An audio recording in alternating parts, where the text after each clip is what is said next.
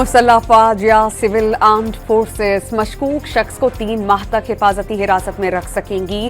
قومی اسمبلی نے انسداد دہشت گردی ترمیمی بل منظور کر لیا، اپوزیشن کی مخالفت۔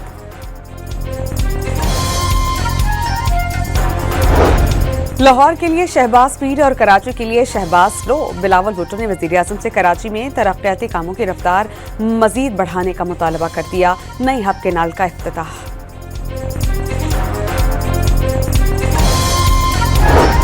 چین کا چیلنج، ٹیکسٹائل گروپ پنجاب میں $150 ملین کی سرمایہ کاری کرے گا۔ 100 ایکڑ پر مشتمل جدید اکنامک زون بنایا جائے گا۔ بینک آف پنجاب کے ساتھ MOU پر دستخط۔ وزیر اعلیٰ پنجاب مریم نواز کا چین سے تجارتی شراکت داری بلندیوں تک لے جانے کا عزم۔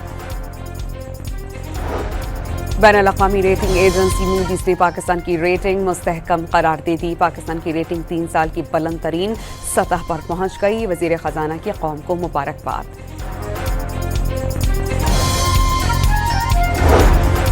اور کراچی کے علاقے ٹاور میں ٹینکر فٹ پاتھ پر لگے کھمبے سے ٹکرا گیا۔ حادثے میں کوئی جانی نقصان نہیں ہوا۔